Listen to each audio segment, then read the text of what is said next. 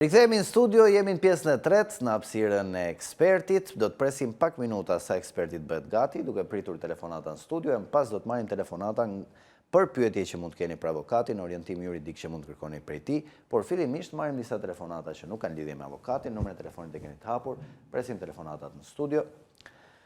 Mirëmëngjes, përshëndetje. Presim vetëm pak sekonda sa të konsolidohet lidhja me telefonatën e parë. Në këtë pjesë të tretë, me avokatin pas, mund të diskutojmë për çështje ndryshme që mund të kërkoni juve orientim prej tij, nuk do të diskutojmë temë paraprakisht, por do të presim vetëm telefonata. Mirëmëngjes, përshëndetje. Mirëmëngjesi. Urdhëro zotëri. Mirëmëngjes, përshëndetje. Mirëmëngjesi. Po zotëri, urdhëro. Dua të bëj një pyetje. Po. Një për ty, një për atë avokatin. Po.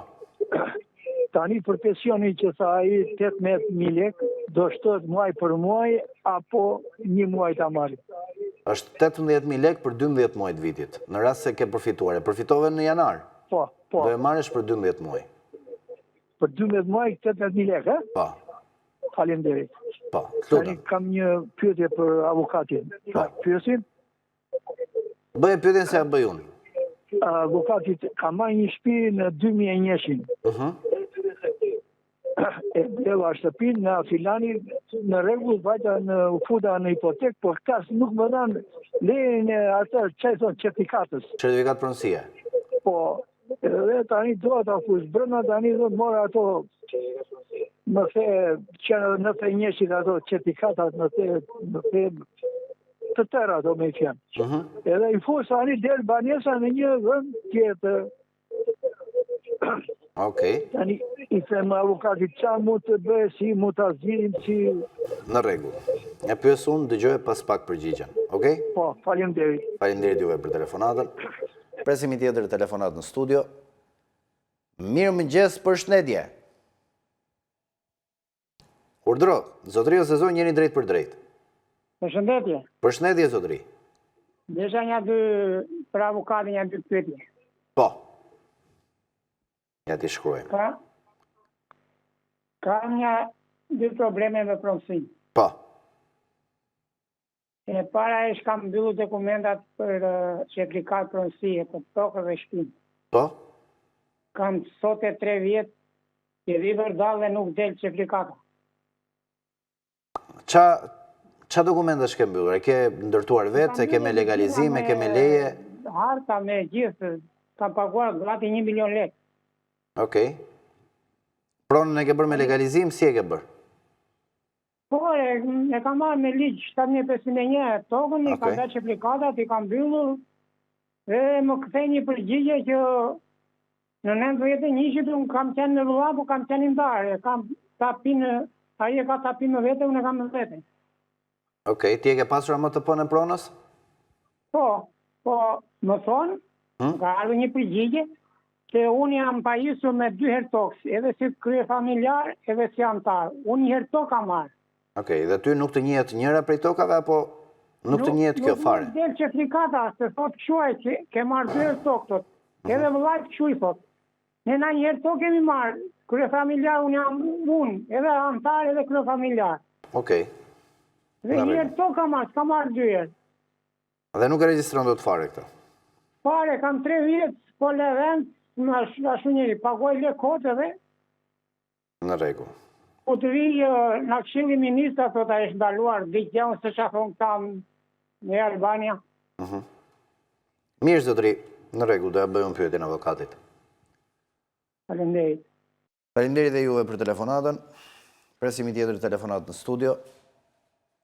Mirëmëngjes, përshëndetje. Mirëmëngjes. Përshëndetje, zonjë, urdhëro. Ne jemi 2 pensionistë, unë edhe burri. Po. Unë kam dalë me pension të plot, me vitet plota. Po. Dhe përfundimisht, na kanë shpërblyer me sipas shpërblimit që na dha kryeministri, na kanë shpërblyer me 6.000 lekë, mua dhe 6.000 lekë burrit. Burri sa pension merr? Burri merr 180.000, po nuk ka dalë me vitet plota burri, unë kam dalë me vitet plota. Po ju sa merrni? Unë marrë 237. Dhe prap nuk e keni përfituar. Duhet të shih. Jo, po as nga 8, po nga 6. Atëherë zonjë duhet bëni rishikim pensionin në Albania. Të dy. Nëse i ke kushtet dhe nëse ty të cilësohet, mund të shohësh të fleta kur merr pensionin, nëse të cilësohet pensioni plot, atëherë patjetër që duhet marrësh 1800 lekë. Kështu që duhet bësh rishikim pensioni në Albania.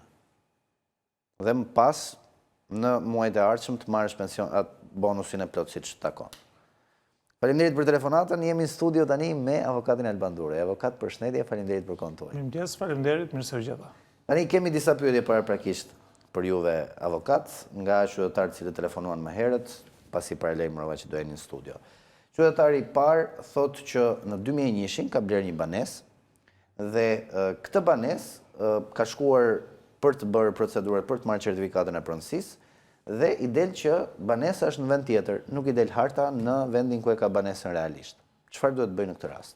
Atëherë ai do bëj saktësim lidhur me vendodhjen, pra vendosjen se ku ndodhet kjo banesë, bëhet nëpërmjet portalit e-Albania, por në momentin që do bëj aplikimin, do paraqesë dokumentacioni dhe një plan rilevimi se ku ndodhet kjo banesë. Edhe për banesat bëhet plan rilevimi? Po, do bëj një plan rilevimi, sepse ne kemi sqaruar dhe në emisionet tjera, për shkak të problematikës që ka pasur me regjistrimin e pronave të paluajtshme, troje, të bujqësore apo edhe banesa, por edhe për shkak të mospasjes së një programi të digitalizuar, si që është bërë, pra ne tashmë e kemi këtë në funksion, që do të thotë të gjitha pronat janë të hedhura në një sistem digital, ka pasur problematika lidhur me vendodhjen. Kjo nuk ka asnjë lloj problemi, me një aplikim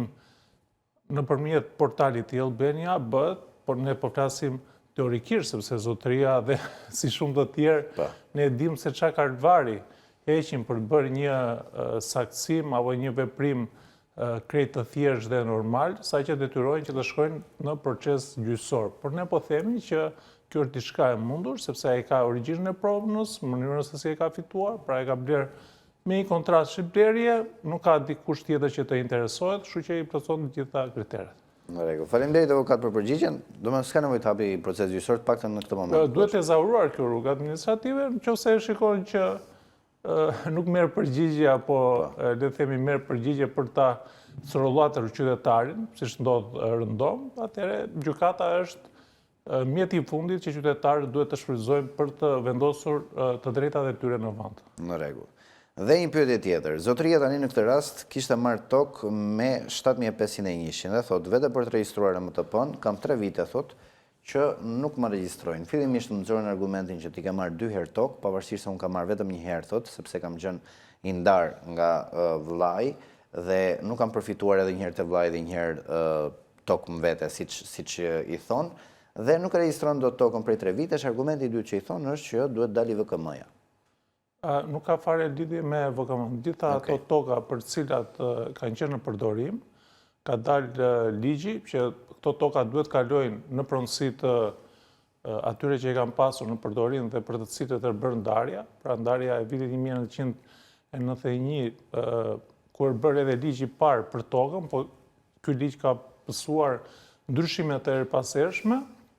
Tashmë të gjithë qytetarët që e kanë poseduar të pronë dhe kanë aktin e marrjes së tokës në pronësi, së bashku me dokumentacionet e tjera përkatëse, të cilat i kërkon Agjencia Shtetërore e Kadastrës, por që realizohen nëpërmjet Këshillit të Qarkut dhe prefekturës, pra ai është organi i cili nëpërmjet të cilit kalojnë dokumentacionet apo janë edhe aktet përkatëse, bëhet aplikimi dhe të gjitha qytetarët duhet të pajisen me pronë. ASHK-ja, por edhe në këtë rast nuk e ka kompetencë, edhe nëse një qytetar mund të ketë marrë 2 herë, 3 herë, ka pas probleme me dokumentacionin për mënyrën se si e ka fituar një akt të marrjes së tokës në pronësi, nuk është ASHK-ja që i pengon qytetarët, sepse ASHK-ja, duhet kuptojnë dhe qytetarët, është një institucion i cili, po ta krahasojmë, është në rolin e një magazine, që do thotë, përderisa plotësohen dokumentacionet, kemi një akt për të cilin qytetarëve i është shpërndar sipas ligjit të kohës, ata nuk mundet të hyrën se si e ka fituar këtë akt, si e ka marrë me mik, ka dhënë para e tjera me radhë. Pra është një magazin ku mban dokumentat dhe ka për detyrë që të bëjë një veprim mekanik. Por AÇK-ja është shtyr në një gjykat. Pra ne shkojmë aty, bëjmë një aplikim, ata fillojnë edhe kërkojnë gjëra të cilat vetëm për të sorollatur njerëzit dhe qytetarët. Unë zotrin do ta sugjeroja që të ndiqte ankimimin administrativ në mënyrë që të bëhet ky regjistrim dhe ankimi administrativ fillon tek drejtori i përgjithshëm, që është organi e pror në vendin, se nuk e dim se ku ndodhet prona dhe ku do ta regjistrojë të cilat drejtori.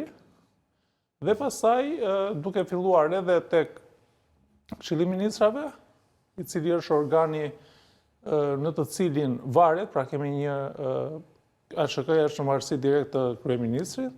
Nëse nuk merr zgjidhje edhe në rrugë administrative, atëherë është gjykata mjeti i fundit që qytetari duhet i drejtohet me detyrimin për të regjistruar të pronë. Okej, qartë, edhe një pyetje të fundit para të marrim telefonatat. Një qytetar më thotë që prej 96-s ka një banesë, por në vitin 2006 dikush tjetër e ka nisur në emrin e tij legalizimin e pronës që ai jeton. Pra dikush tjetër i cili është i panjohur për të ka bërë kërkesë për legalizim të pronës së zotrisë. Nuk e njihja, thotë, dhe nuk është fare banor i lagjes. Në 2006, që prej atij momenti nuk është bërë asnjë veprim me pronën e tij, por gjithsesi ka qenë dikush tjetër që ka bërë aplikimin për këtë pronë ku jeton dhe zotria. Atëherë ndodhen rëndon, vetëm në Shqipëri ndodhin këto gjëra. Kjo më duket e çuditshme. Dhe unë e besoj, nuk mundet të mos a besoj. Jemi përpara faktit që ai ka paraqitur të dhëna të reme.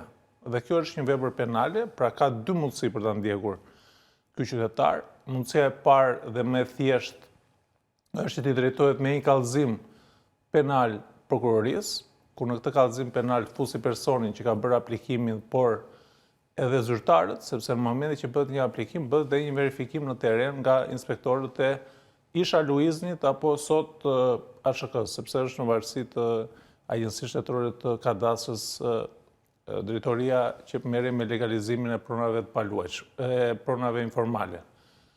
Në mënyrë që prokuroria pastaj do dalë me një vendimarrje, që ka shumë gjasa si në këto raste, edhe pse vepra penale vazhdojnë që të ekzistojë, prokuroria shpeshherë del me faktin e parashkrimit, që do të thotë, duke qenë se kanë kaluar shumë vite, nuk ka filluar ndjekja penale në kohë, dhe përpasoj ata shpëtojnë nga përgjegjësia penale.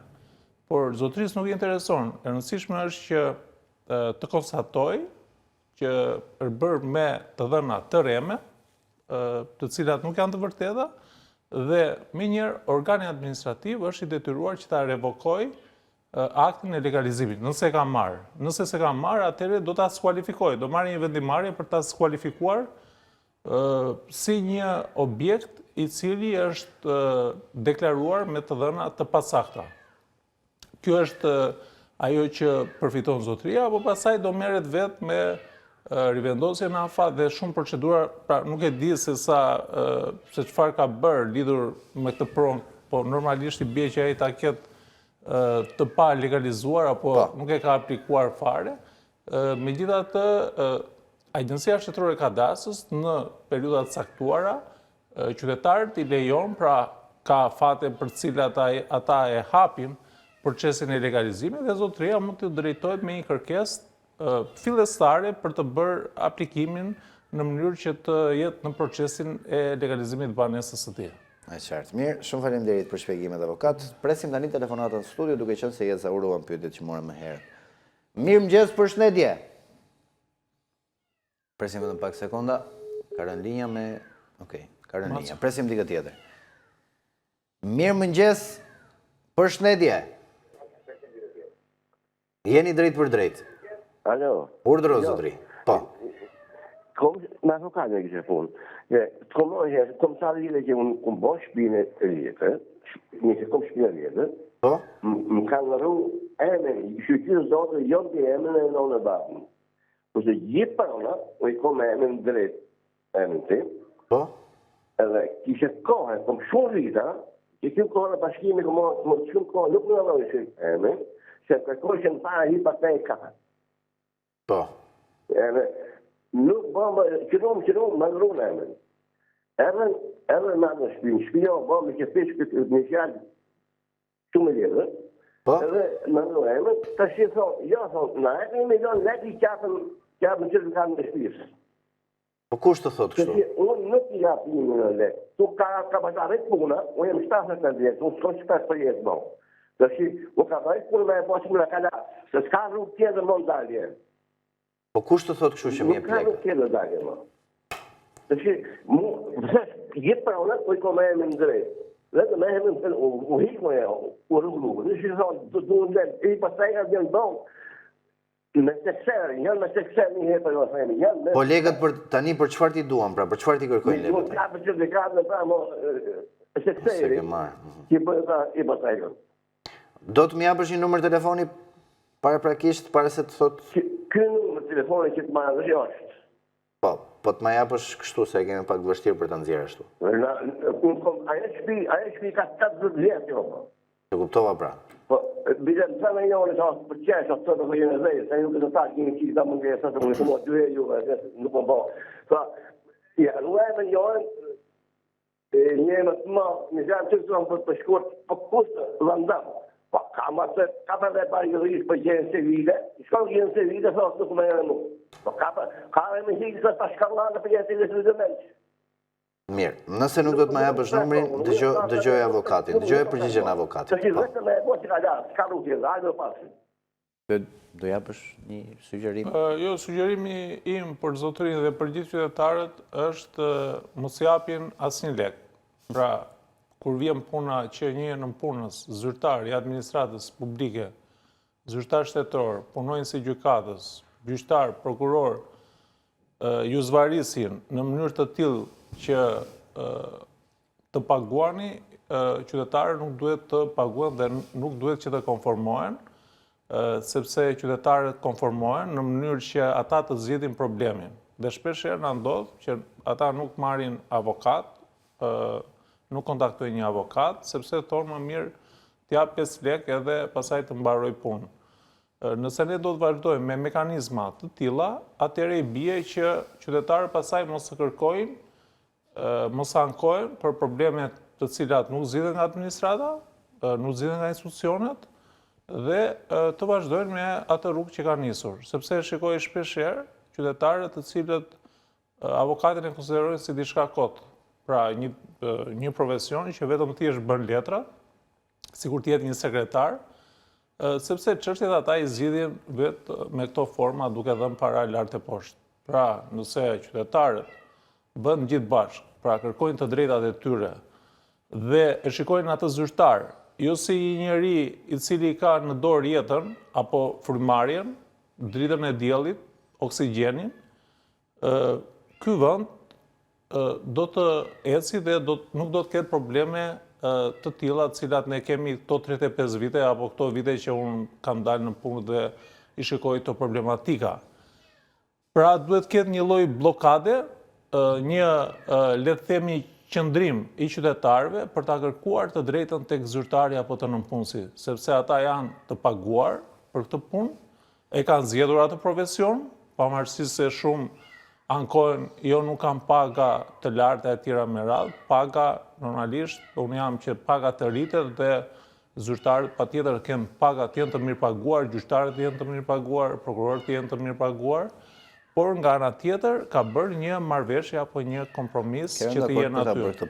Kështu që qytetari tani edhe e denoncon këtë si rast, edhe juve nuk ja jep numrin e telefonit, edhe pasaj ikën shfryet, pra duke gjetur këtë edhe këtë hapësirë mediatike vetëm për të shfryrë, le të themi, stresin, apo e shikojnë avokatin si një psikolog, që jo për të zgjidhur rallin, po thjesht vetëm për ta qetësuar, sepse gjëra zgjidhen me metoda të tjera. Dhe shumë kolegë më vjen keq që e kam për ta thënë që konformohen me raste të tilla. Pra duke filluar që tek miku, tek shoku, pra nocioni miku tu është bërë një institut, që do thotë edhe për të zgjidhur një problem të vogël, mjafton që ti do t'i thuar dikujt që për ta bërë, ndërkohë që ai ka detyrë, e kupton? E ka një detyrë institucionale, një detyrë funksionale, një detyrë për të cilën ai ka zgjedhur që t'i shërbejë. Kështu që më kujtohet edhe ato filmat e kohës së komunizmit që luftoi ky problem, sepse atëherë nuk ishte para që të jepje para për të marrë një shërbim, por kishte ndere apo gjej një mik, apo ai filmi i famshëm i Andon Ledhit për bursën. Kështu që ne nëse duam shërbim, duam një qasje europiane, duhet që t'i bëjmë një refuzim en blok. Pra gjithë qytetarët t'i denoncojnë rastet, edhe rastet e zvarritjes, edhe rastet kur ata nuk marrin shërbim.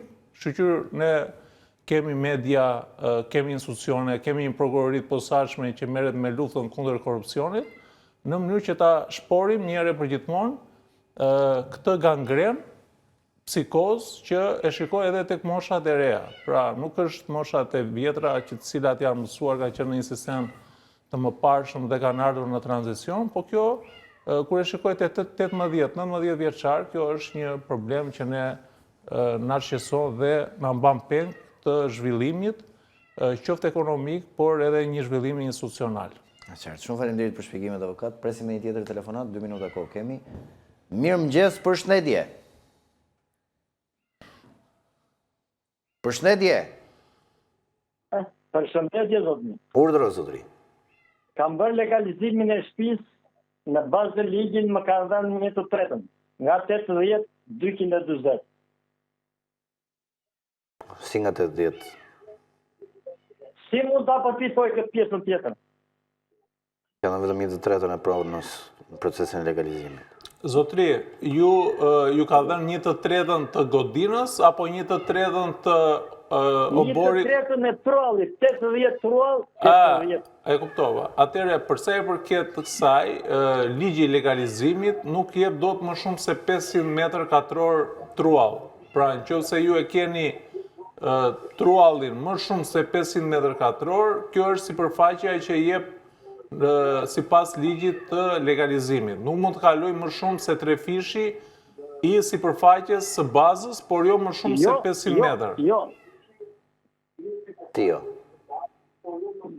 Më falë, zotin, më kanë vetë dhe 100 metra dhe 110 metra, jo 500 metra. Zotri, tani ndërtesa juaj sa e ka bazën? Pra, çfarë sipërfaqe ka? Ordo. Çfarë sipërfaqe ka banesa juaj? 80 metra katror. Shumë mirë. 80 ata të kanë pra 370 metra. Po, ata të kanë dhënë sa të kanë dhënë me dokumenta? Me kanë dhënë 240 metra. Atëre 240 dhe nuk ju kanë dhënë sipërfaqen tjetër 100, që normalisht juve ju bi... 110 metra. E kuptova. Atëre 80 metra, i bie që ju të përfitoni 3 fishin e sipërfaqes, po, 240 metra. 240 metra, më kupton? Po. Dhe ju e keni marrë të sipërfaqe. Pra 3 fishi, aq është 240. Po këtë tjetër si mund ta marr, si mund ta blej?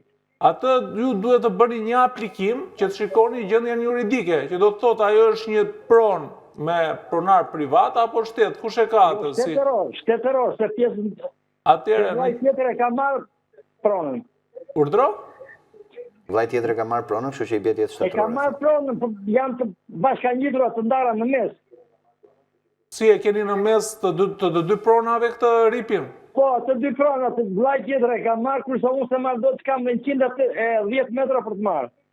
Atëre, zotri, për të marrë të pronë, ju duhet të aplikoni cili është pronari, të gjeni, sepse ka shumë prona të cilat kanë kaluar në emër të bashkisë, dhe aty ka një drejtori të posaçme, e cila merret me kalimin apo me blerjen e tokës. Pra atë do ta blish me një çmim reference në mënyrë që ta bëni tuajën, sepse ndryshe nuk ke se si ta bësh. Mund ta blesh, po të Ligji legalizimit ta që u mësonte, 3 fishin dhe ju e pasin e marrë 3 fishin e bazës.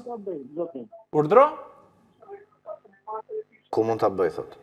Po, ju në cilën bashki ndodheni? Na dëgjon, zotri? Në Vlorë. Në Vlorë, atëre do interesoni tek bashkia Vlorë, aty ka një drejtori të posaçme e cila merret me pronat dhe aty duhet të interesoni për ta blerë atë si truall. Të lutem. Faleminderit. Shumë faleminderit avokat për sqarimet dhe për kontributin të vazhdueshëm për qytetarët në studio, por shumë mirë saj. Faleminderit. Ju falenderoj shumë për ftesën, është kënaqësi gjithmonë të jam në këtë emision. Faleminderit. Do të shkëputemi për një hapësirë publicitare, pas pak me Marcel Rupin. Publicitet.